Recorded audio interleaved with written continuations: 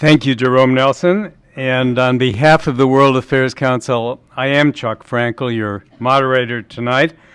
It's my pleasure to introduce tonight's distinguished guest. Abbas Milani is the Hamid and Christina Moghadam Director of Iranian Studies at Stanford University and a professor in the Division of International Comparative and Area Studies. He's been one of the founding co-directors of the Hoover Institution's Iran Democracy Project and also a research fellow there. His expertise is U.S.-Iran relations as well as Iranian cultural, political, and security issues. Until 1986, he taught at Tehran University's Faculty of Law and Political Science. He was also a member of the board of directors of the university's Center for International Relations at that time. Dr. Milani received his BA in political science and economics from the University of California at Berkeley and his PhD in political science from the University of Hawaii. I hope, ladies and gentlemen, you will join me in welcoming Dr. Abbas Milani, who will speak about the implications of Iran's presidential election outcome. Dr. Milani.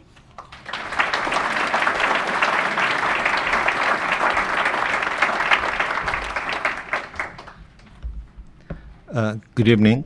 Thank you all for coming. A few years ago, two universities were closed in Iran for giving false degrees. And they were selling basically PhDs. One of them was called University of Berkeley. The other one was called University of Hawaii. I can guarantee you I didn't get my PhDs there. These were in Iran. But if you went by that, I stand in a very dark company. Iran has just had an election. Iran is maybe next to Israel and Turkey, the country in that region that has had the most regular elections. Many apologists for the Iranian regime, many defenders of the Iranian regime would say that that is a sign of a healthy democracy.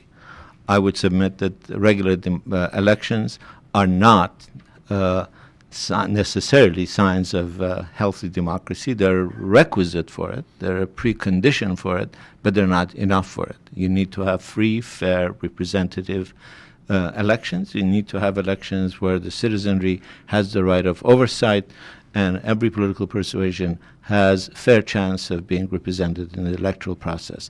That does not exist in Iran. Every candidate for every office in Iran must go through a vetting process. There's a 12-man, and it is always a man, which is very unusual for Iranian society, where more than 60% of graduate degrees in science and engineering now belong to women, and where a disproportionate number of graduate students are women, where we have a remarkable number of successful women in every domain, but they're completely absent in the leadership, in the political leadership, because some of the key positions of decision-making are completely closed to them by law. So that 12 body of men have to accept have to approve your candidacy. It's a vetting process, and they thus determine who can run. And in that sense, the elections are not free and fair in that sense. And the opportunity for, or the possibility of having a free and fair election this year was deemed to be even more suspect, aside from this structural problem. There is this structural problem, but there was an added problem that in 2009, there was a highly contested election in Iran. And the person that many people, including yours truly, believed won the election, Mr. Mousavi, has been now under house arrest for almost 3.5 years, without any trial, without any indictment against him. His wife, one of the most erudite Iranian women of her generation, has also served an equal time with her husband under house arrest. Mr. Karoubi, a cleric, a remarkably reform-minded cleric, has also been in prison, house arrest for that same amount of time. So the idea that a regime fixes an election, declares incompetent semi-fool called Ahmadinejad the winner, and allows him to run the economy into the ground for 8 years, that such a regime would then allow open, fair, free election seemed rather remarkably unlikely. And when the vetting process began, fears were augmented because the regime essentially excluded almost every candidate that had any credential with the Reformists or with the opposition.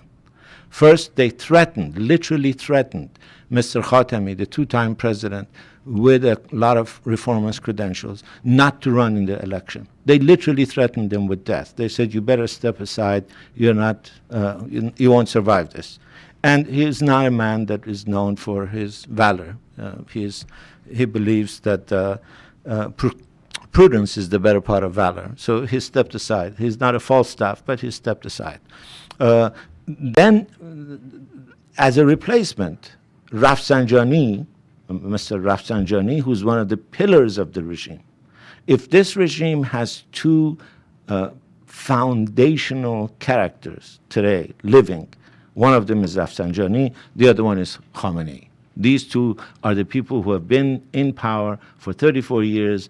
Rafsanjani was by far the more powerful man for the first 16, 17 years, and he had very close relationship with Khomeini. He can certainly be considered one of the architects of this regime.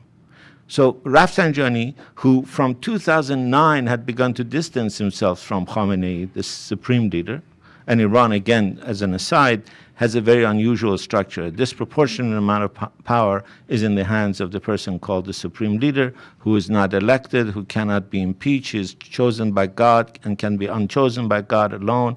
And the elected presidency has fairly limited amount of power, has a fairly limited control of the economy. Almost 70%, it is estimated now.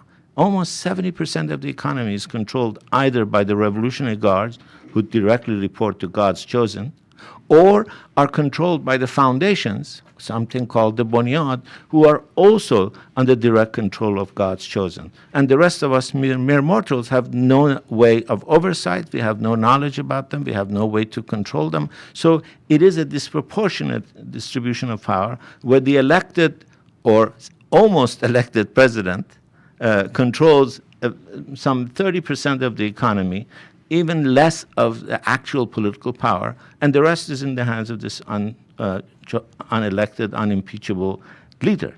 So when Rafsanjani announced that he was going to run, there was a remarkable sudden surge of support for him. Now, again, it's important to understand this in context.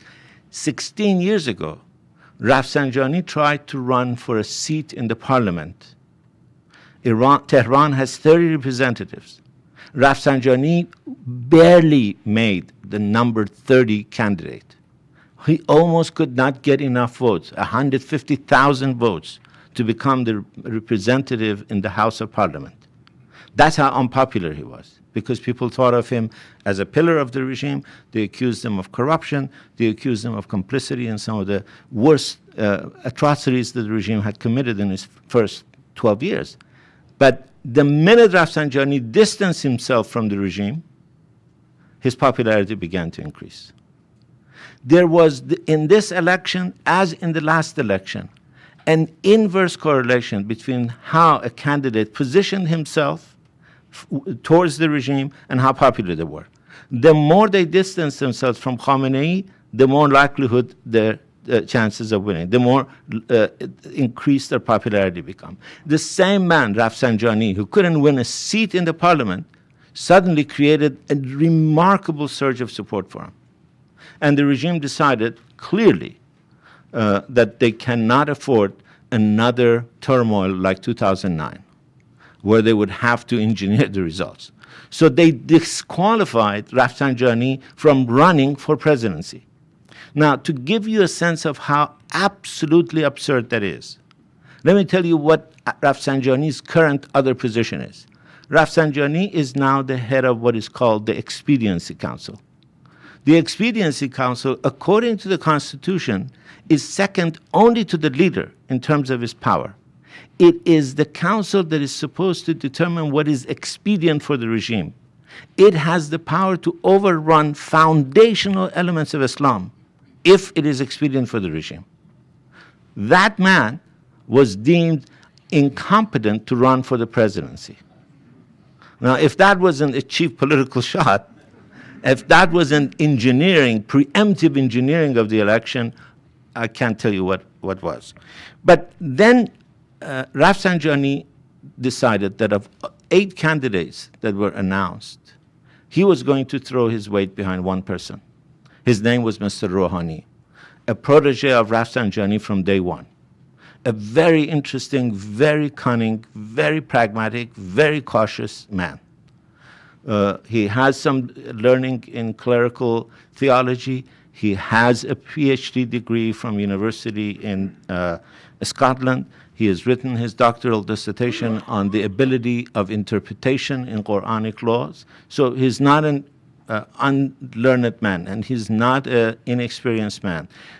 And he positioned himself in particularly 2 of the 3 debates that they had.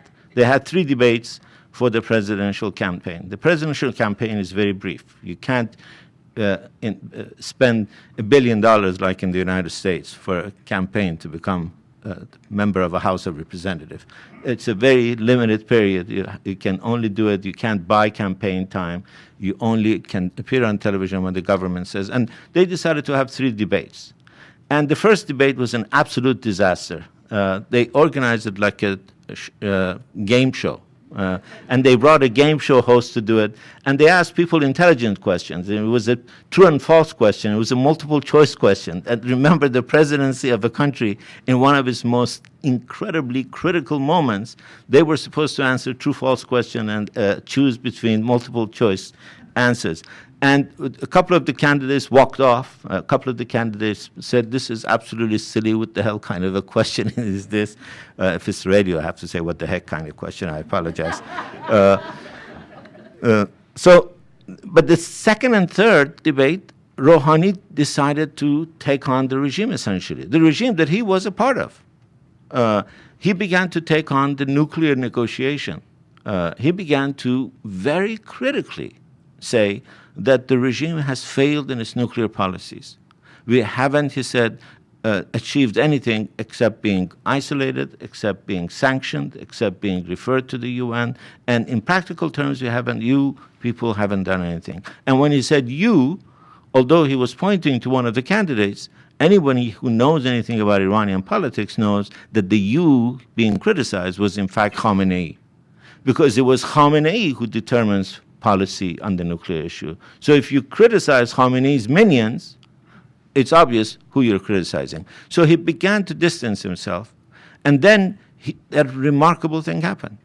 In the first round of the elections, by Iranian law, you have to win 50 plus 1% of the vote to win outright. Otherwise, you go in the runoff election. He won in by 50.7%. The regime had to cheat very little if it wanted to engineer the results. He won by 18.5 million. All they had to do is cheat on about 500,000. Last time they cheated by one account by 9 million. It's nothing. What is 800,000 compared to 9 million? But they decided not to do it. Why did they decide not to do it? There's 2 different theories. In Iran, there's always a conspiracy theory. And the other theory is a theory that non-conspiracy theory advocates have. The conspiracy theory is that the whole thing is a gimmick concocted by the regime. That Rouhani is really absolutely nothing but a cipher for Khamenei. That he was really the Khamenei candidate. Khamenei allowed everyone to believe that the other 3-4 people were his candidates. People voted against those 3-4. But they actually were being herded towards voting for the real Khamenei candidate, which was Mr. Rouhani. That's the conspiracy theory. I don't buy that theory, to be honest. Not that I have great hopes for Mr. Rouhani, but I also don't believe that in conspiracy theories in that sense.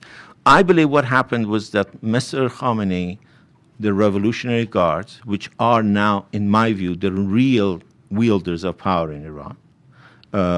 They decided the country is in a moment of crisis. The economy is in a moment of crisis.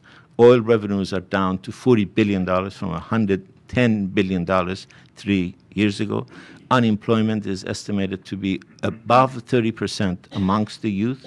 Inflation, according to one Johns Hopkins University economist, is 110%. The value of the currency fell by 65%. Think about it this way. Every dollar you own is tomorrow worth 35 cents. That's what happened to every Iranian as a result of the last few months upheaval, as a result of concerns about the election. So you can't sell the oil. 80% of the government budget is dependent on oil. You can't develop the oil infrastructure because there are no investments coming in. The Chinese have bought rights, but they don't dare invest in them. So what do you need to do? You can either go towards absolute, more brutal suppression, or you need to make some room. You need to make some concessions. You need to make some changes. I think the regime has decided for the latter. They have decided that they have no choice but to make some changes. Now, are these permanent changes? Are these serious changes? Are these cosmetic changes? That is a question that I think remains to be answered. Are these changes that can lead to a nuclear deal with the West? That, again, is a key question. On that issue, I think there is the outline of an agreement already worked out. I think Iran has decided that it's going to make some concessions on nuclear enrichment. They're going to stop 20% enrichment. I think they're going to allow the shipment of some of the 20% enrichment out of Iran. They're going to allow more intrusive inspection. That would be, they think, enough to begin lifting the sanctions. What I don't think they know is what is the level of concessions they need to make to have the United States, Europe, and Israel be satisfied that the regime is not going for a nuclear weapon state. My sense has always been that the regime's actual policy is to become not necessarily a weaponized state, but what we call a virtual nuclear state. A virtual nuclear state is a state like Germany, is a state like Japan. These are states that have the known capacity to become a weapon state in very short order if they decide to. They have the technology, they know how to enrich uranium, they know how to weaponize the enriched uranium, they have the weapons of, the means of delivery. I think the Iranian regime has been working in that direction. The political decision to make the bomb is a very last decision they need to make. They went at this very, very creatively. Till 2003, they were going at the effort to become a nuclear state on every domain. They were going after a design, they were going after enrichment, they were going after new generation of centrifuges, they were developing missiles. And when pressure began to build, they decided to essentially compartmentalize this process. First, concentrate on building centrifuges. Once you know how to build centrifuges, then go towards building better capacity to enrich uranium. Once you have the capacity to enrich uranium at a large enough stage where you have enough fuel for a bomb, then go to the design stage. The only part of this compartmentalized process they have consistently kept up with is the missile program. They have consistently developed their missile program. They're working very closely with North Korea, to a lesser extent with Russia and with China, to develop this program. So the outline of a possible deal with the West on the nuclear question, I think, exists. I would be very surprised if within 6 months there aren't direct negotiations between the United States and Iran. I would be very surprised if within 6 months there aren't direct flights between Washington and Tehran. Iran's foreign ministry has already announced they're willing to start it. Now, are these going to be enough to end the tension with the West? I don't think so. There are several other problems that don't seem to have a solution yet. Major problem is Syria. Iran is the most intransigent supporter of the Assad regime. Iran has paid billions of dollars. In the last month alone, Iran announced officially that they will add another $7 billion of aid to the Assad regime. It is under the direct direction of Iran that Hezbollah is now involved in the war. There are reports of Iranian Revolutionary Guards being involved in the fight in Syria. So the regime is banking heavily on keeping the Assad regime. That has two purposes. One, the Assad regime is their only ally in the Middle East. The Assad regime is their chief source of resupplying the Hezbollah in Lebanon. But there's also, in my view, a domestic reason for going all out in support of Assad. The message the regime is sending to Iranians is very clear. We will fight the same way that the Assad regime is fighting for survival. The minority in Iran that rules, and it is a minority, in my view, it is a minority that has the support of the regime. It is several million people. It is a very well-oiled machine. It is a very well-armed machine. And they will fight the same way that the minority in Syria is fighting. And if the regime is willing to put as much investment, as much weapons, as much manpower in defending the Assad regime, just imagine what they might do in defending their own regime. The message seems to be to the Iranian people as much as to the international community. We're not giving up. And I think the Iranian people clearly recognize this. And thus they have decided to deliver the blow to the regime, not in a frontal assault, because they know a frontal assault will get Iran into another Syria, but in a way going at the regime, at the bases, in little increments. Some of you might have seen it, there was an article a couple of weeks ago in Foreign Policy called not the Islamic Republic, but the Erotic Republic, talking about how in Iran, people are rebelling against the regime by changing the sexual mores of the Iranian society. They're changing the dress habits, they're changing the language, they're changing every element of the social aspect of life in spite of the regime. And when a society decides to fight the regime at a cultural, social level, the way people are, eventually that will catch up in the political domain as well. You can't really, for long, rule a society with which you are strange. The regime is becoming increasingly strange from the body politic, from the body social. You can't rule a society by septuagenarian men when the most educated members of that society are young women. I mean, that is simply defies logic. There is some time lag, but historically, in my view, that is a non-starter. You can't continue ruling that. Now, does that mean that the next regime will come from outside? Does that mean Mr. Rouhani can be the element of that regime? I don't think the next Iranian regime will come from outside.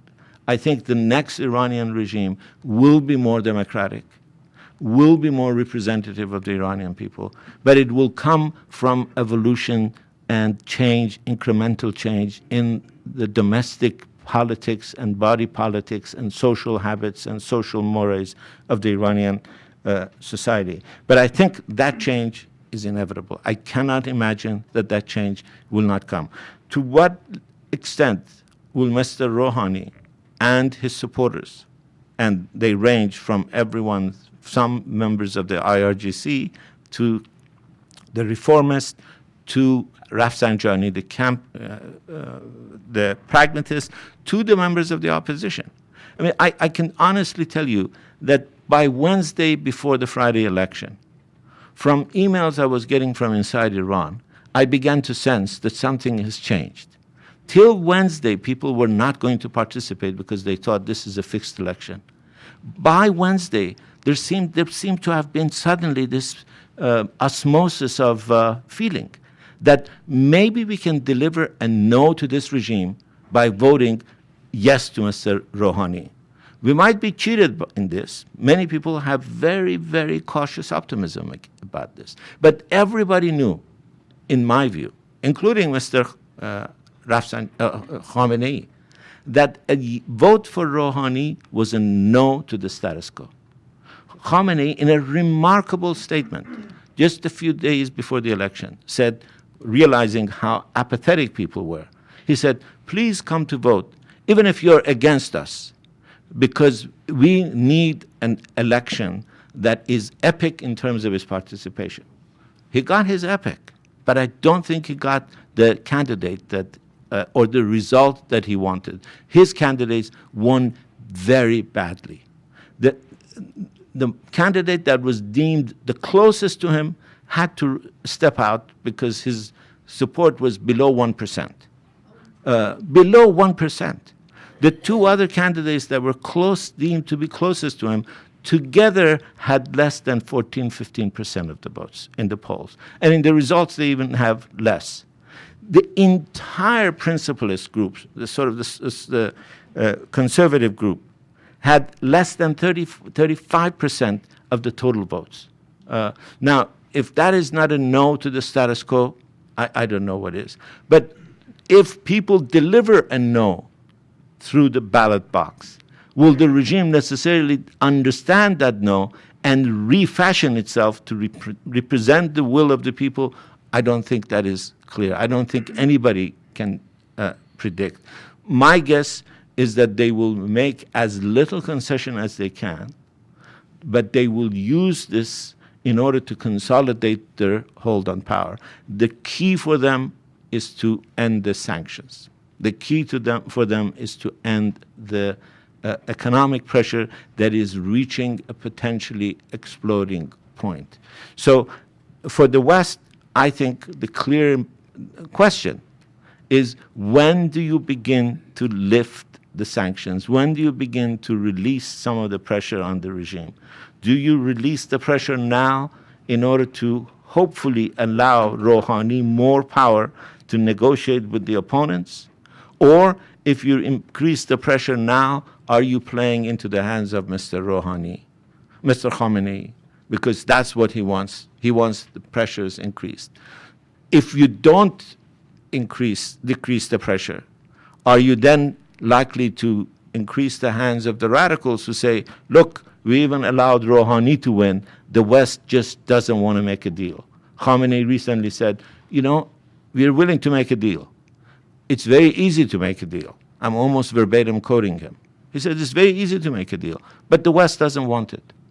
So are you, with not decreasing the pressure, giving credence to that theory that the West really doesn't want to make a deal? Or if you decrease the pressure, are you playing into the hands of the regime that is orchestrating this whole thing in order to make an appearance of change? And with that appearance of change, get the concessions it desperately needs today. In my view, the jury is still out on which of these things will happen inside Iran, to what extent Mr. Rouhani will challenge the status quo, and to what extent he will be able to make a deal with the international community on the nuclear issue. What we have seen in the last 48 hours is not very promising. In the last 48 hours, Iran announced first that the composition of the negotiating team on the nuclear issue is going to change, and that Mr. Rouhani will himself lead the negotiating team. That was a very interesting sign that maybe things will change. But within 24 hours, the government said, no, that's not what we meant at all. What we meant is that we will continue negotiating the way we have been negotiating, and that Iran's position is unchanging. That indicated that a lot of backroom fighting had gone on. Rouhani had taken one step to take over the nuclear negotiations, and he was rebuffed. Whether he will remain rebuffed or not, I'm not sure. I don't think anybody, I certainly don't know, but I think it's a very interesting moment in Iranian history. And I think the election, if they have one implication, at least as far as I am concerned, the implication is that the majority of the Iranian people don't want the status quo. They don't necessarily want regime change as we understand it by bringing in an outside alternative. But they certainly have said categorically no to this intransigence, to this oppression, to this limited power in the hands of a few to the detriment of the many. So I am to stop now, I think, and I'll try to answer your questions if I can. Thank you.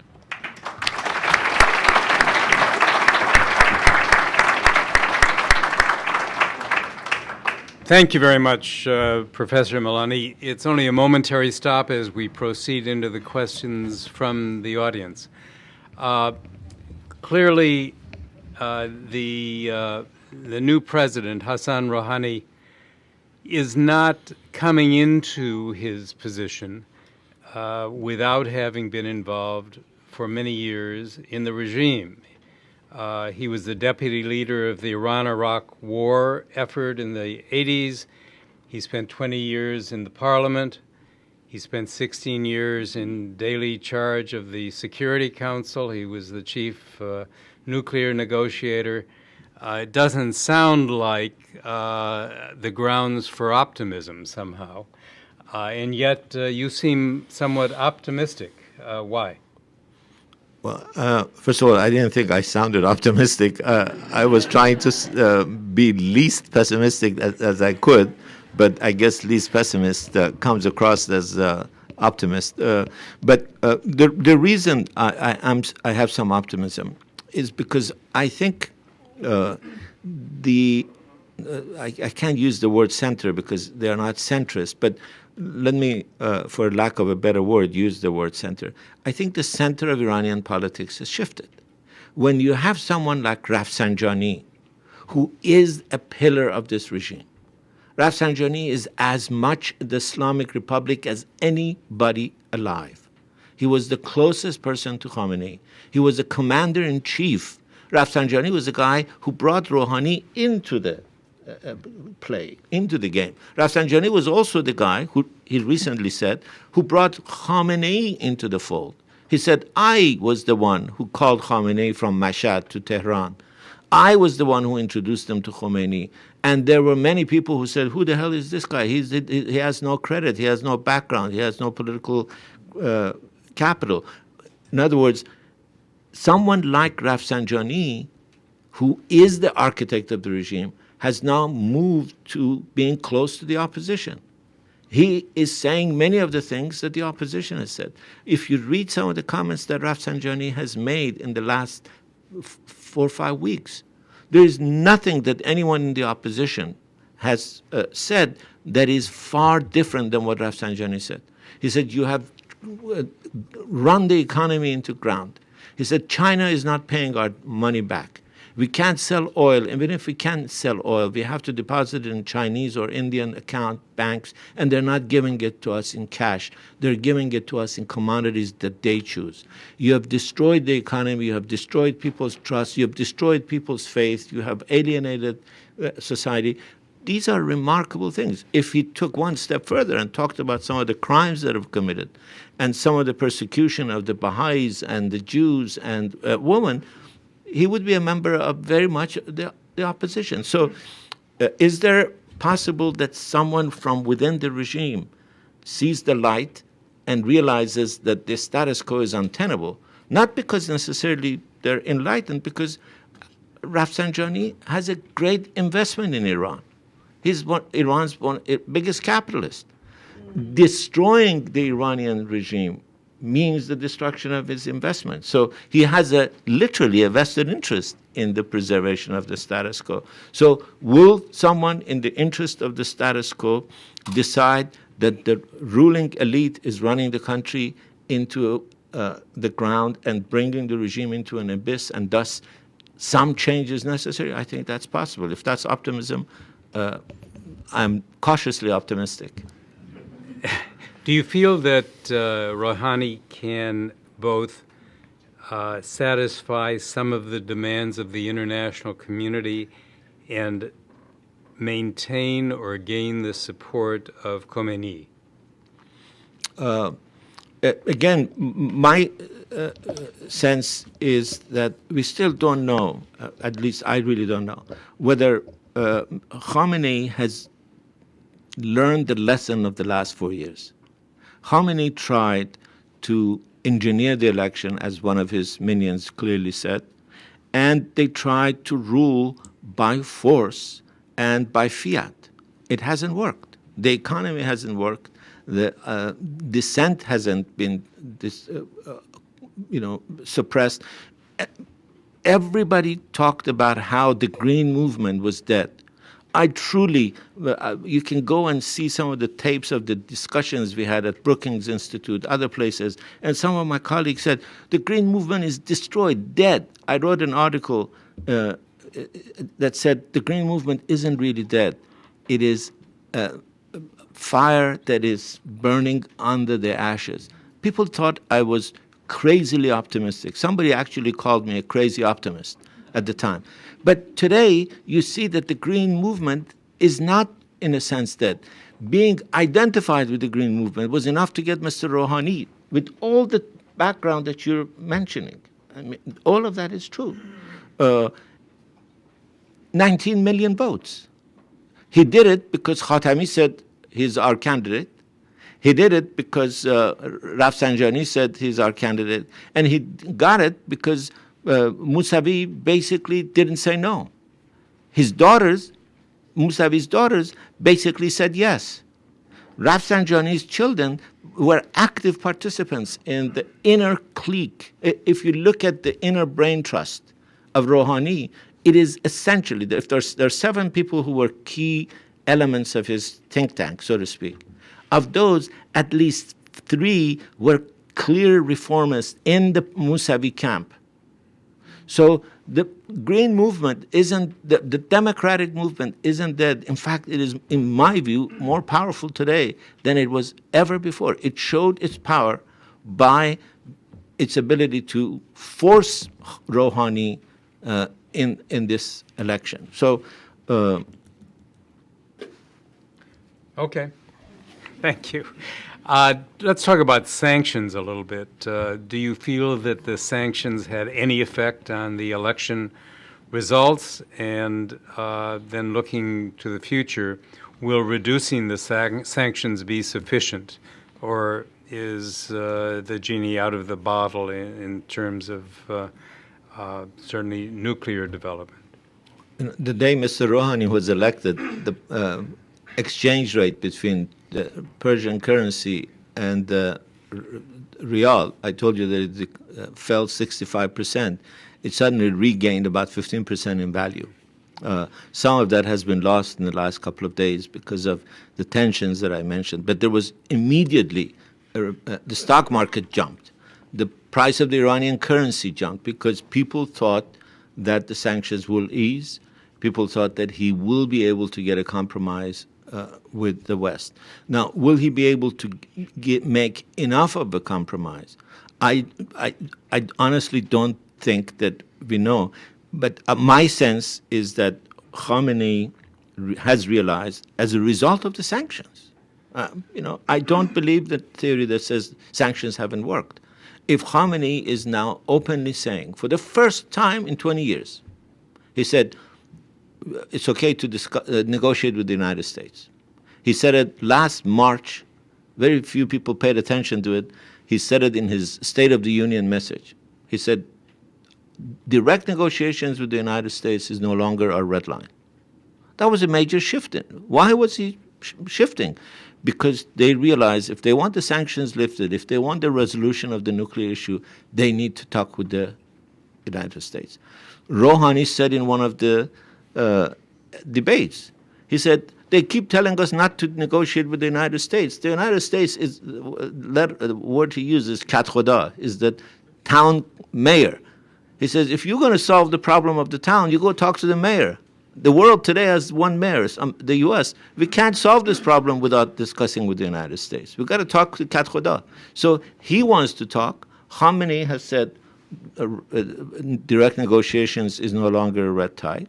Mr. Saleh, he says, we're willing to start flights to Washington from tomorrow if they allow us. All of these indicate, to me, a new willingness to negotiate. Why?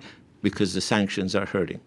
And if 1st of July, President Obama decides to ratchet up the sanctions by forcing SWIFT, the Center for All Financial Banks Transactions, to ban Iranian banks from making those transactions, life will become infinitely more complicated for the Iranian economy. Right now, of Iran's 30 banks, only 14 are banned from engaging in public transactions. If the new legislation goes into action, all 30 banks in Iran will be subjected. That means Iran can't transfer a penny. Right now, Iran can transfer a lot of money by these existing banks that are not under the sanction. So all Obama has to do is decide to implement the law that is already on the books. If he doesn't do it, that's a major step in already easing the sanctions on Iran.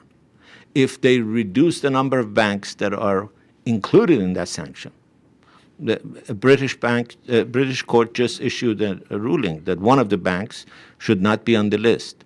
That might be the beginning of a process of delisting some of these banks from the sanction list.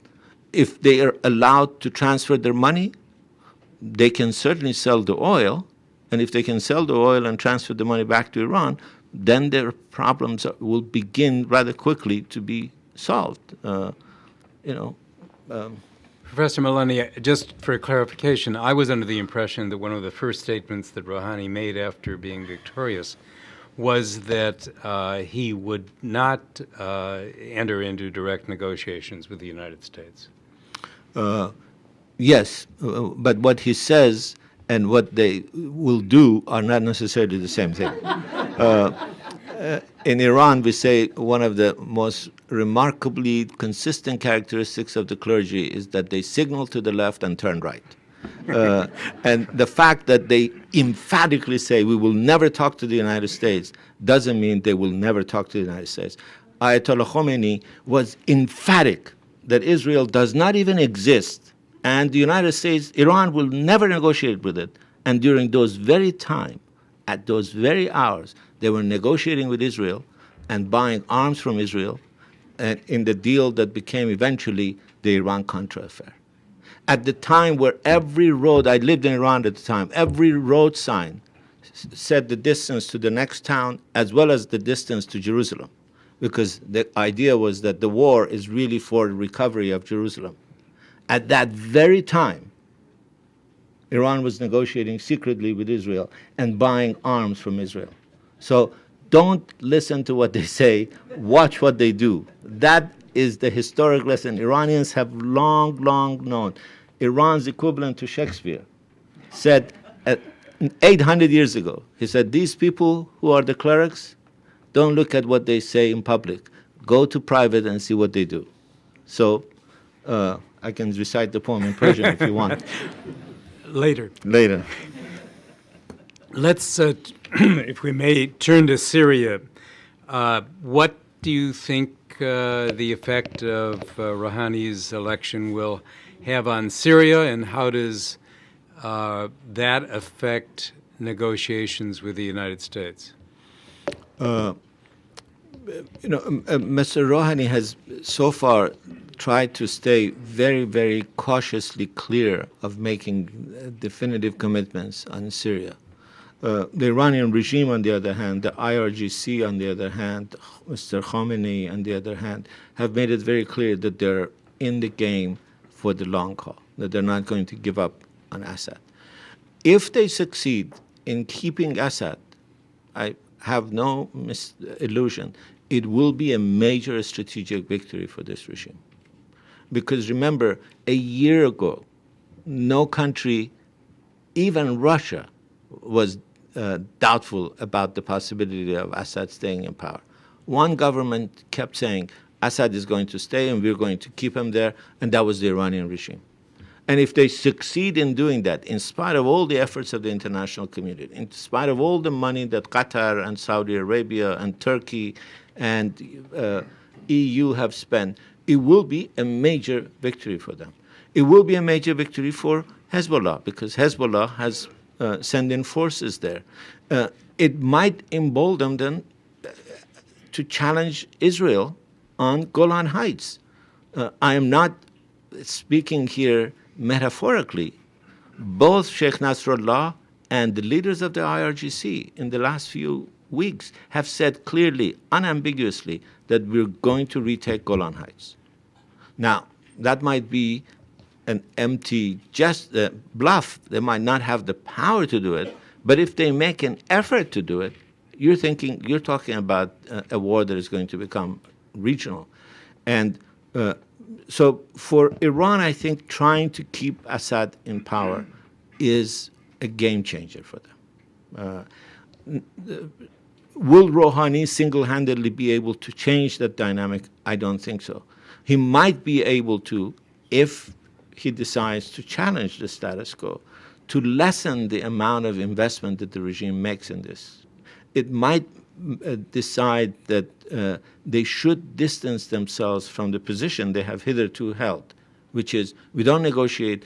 Assad stays till 2014. He will participate in the election, and the elections will decide the next leader. It's like in North Korea saying that we're not going to negotiate. There will be an election in North Korea, and we'll decide who the next president is going to be. Well, he'll win. This young man will win by 99.7% compared to 99.8%. That's the way elections are in North Korea.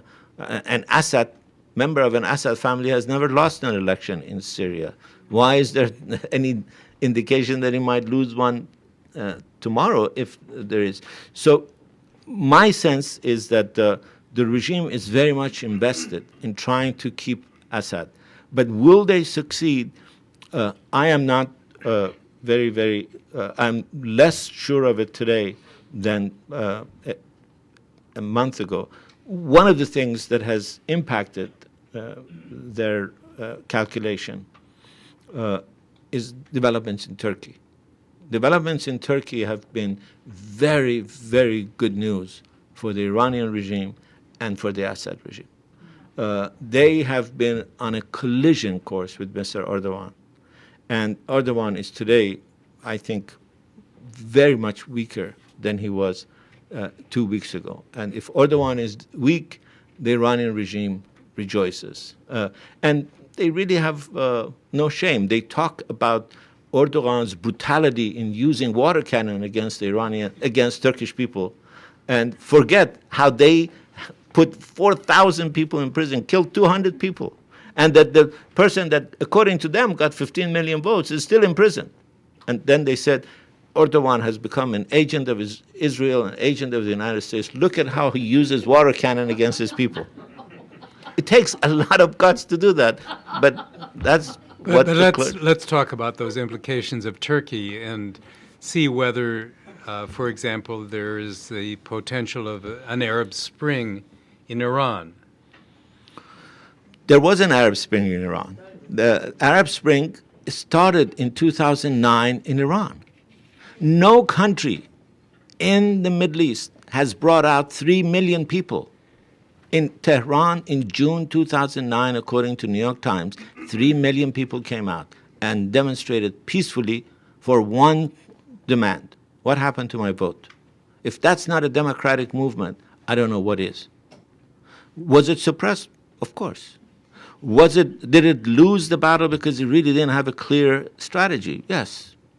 But Arab Spring, in a profound sense, began in Iran, and I think in a profound sense will end in Iran. There cannot be democracy in the Middle East unless there is democracy in 3 countries: Turkey, Egypt, and Iran. Look at the last 150-year history of the Middle East. These are the 3 bellwether states. What happens in these 3 countries happens in the rest of the Middle East: Turkey, Egypt, and Iran.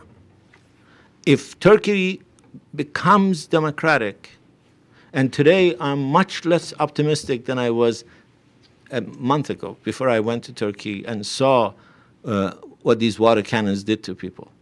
But if Turkey continues on its path and offers a secular, democratic, and Islamically inspired model, then the future of the Arab Spring can look democratic, secular, and Islamic inspired. If that model fails in Turkey, and there is a possibility that it might, if Mr. Erdogan doesn't get off his conspiracy theories and doesn't get off his attack on his opposition as terrorists and as marauders, çapavulçi, as he called them. I brought a T-shirt back that says, I'm a çapavulçi. They were selling it all over the Istanbul. If he doesn't get off that horse, then there is a possibility that the economic developments will slow down in Turkey. And if economic developments slow down in Turkey, you have a major problem. Part of his popularity is his remarkable success in the economy. Per capita income has quadrupled in the last decade, from 3,000 to about 12,000. The value of the stock market went from about 3 to 11,000. These are you go everywhere in Turkey, there is booming economy. But that might stop. And if it stops, then it has implications for every country, including Iran. There are a number of questions about the role of women, which you touched on in your introductory remarks. Competent Iranian women are not allowed to be candidates for the president.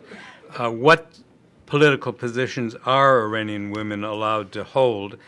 And can you talk a little bit about how they, in fact, voted in the election? Who are they voting for? And if they're so active and outspoken and educated, why have they not been able to translate that into more progressive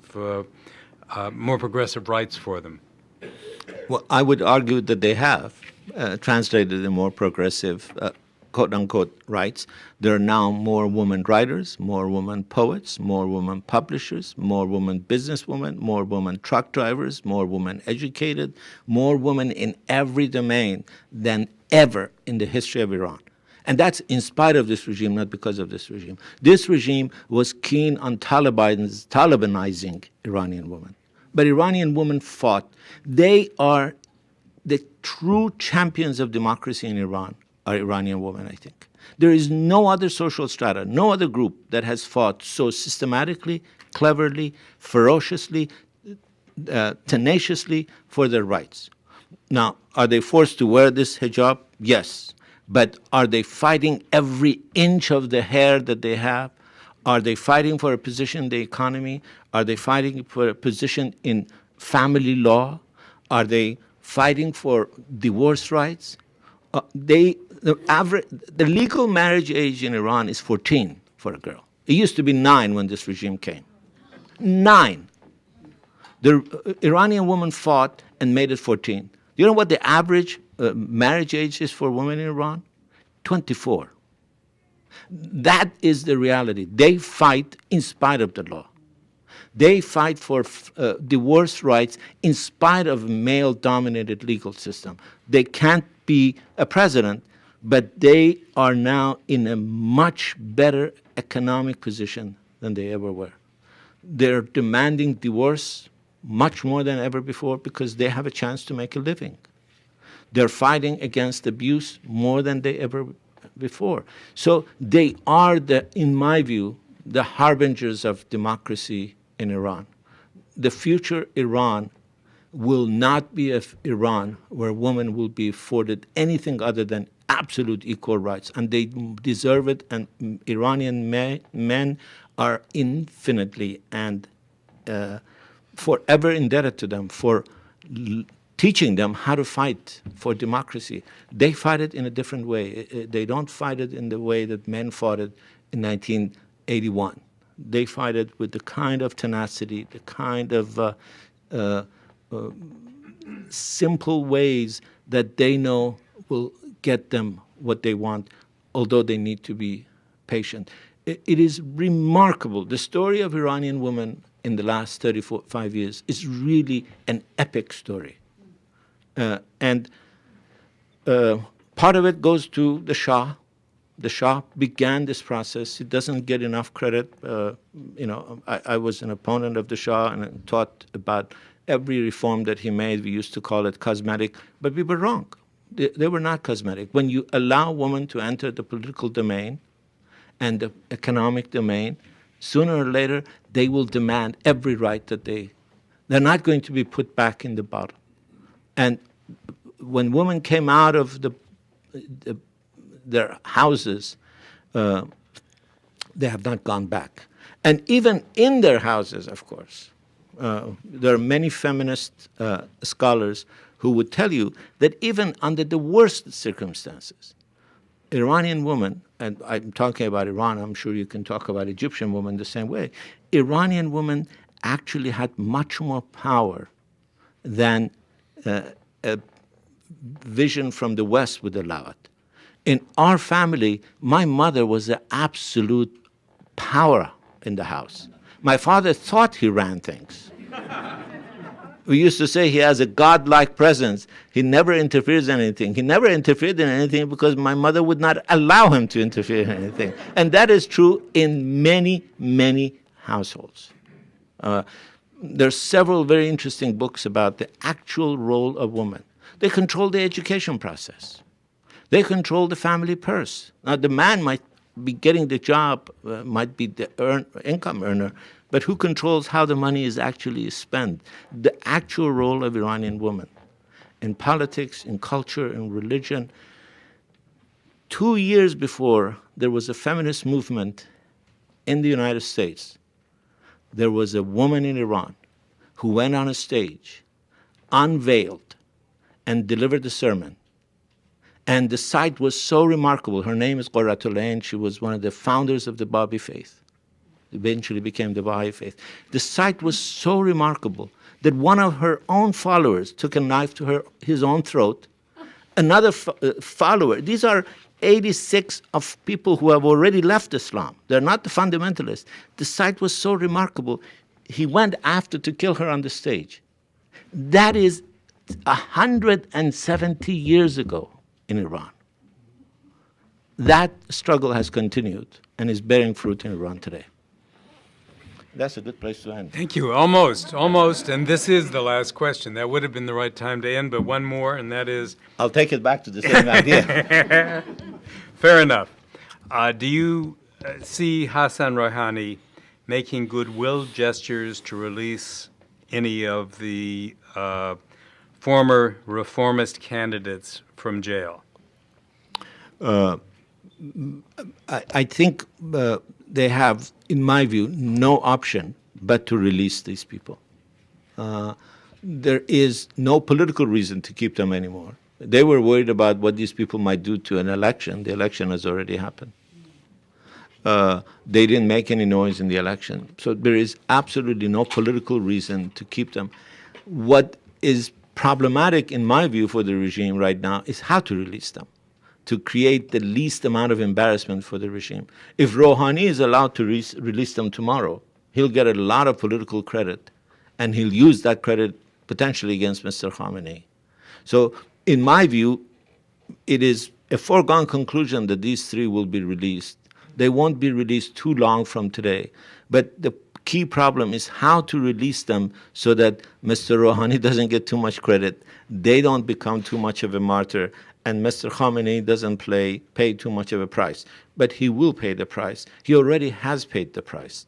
It was after putting these people in prison that you had thousands of people in the street shouting death to the dictator, death to Khamenei.